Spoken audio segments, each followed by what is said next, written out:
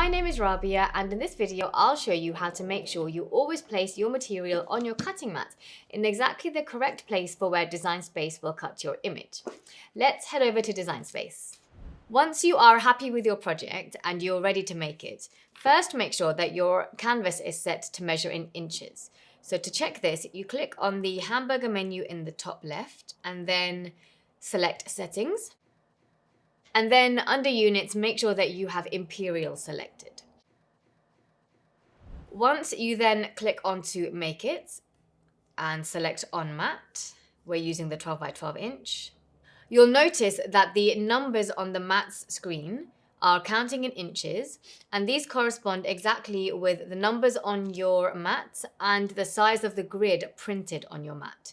So this is really handy for making sure that you place your images in exactly the correct place. All you have to do is to count along the mat and down the number of squares to find exactly where the top corner of your image is. And then you need to make sure that your material extends beyond that point on your mat. So let's say, for example, I move my flower here. What I will then do is if I count across, I can see it's 2 squares to get to this top corner here and 1 square down.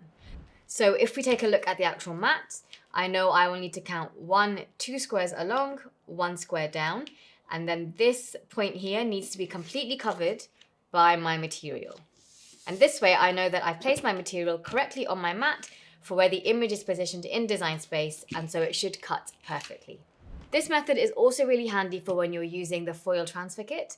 So you'll do the same thing, measure across and down in terms of the number of squares to get to the top left of your image, and then take your foil sheet and place it on your mat to cover exactly that point. Another great use of this method of counting squares is if you're trying to use up your scrap bits of material.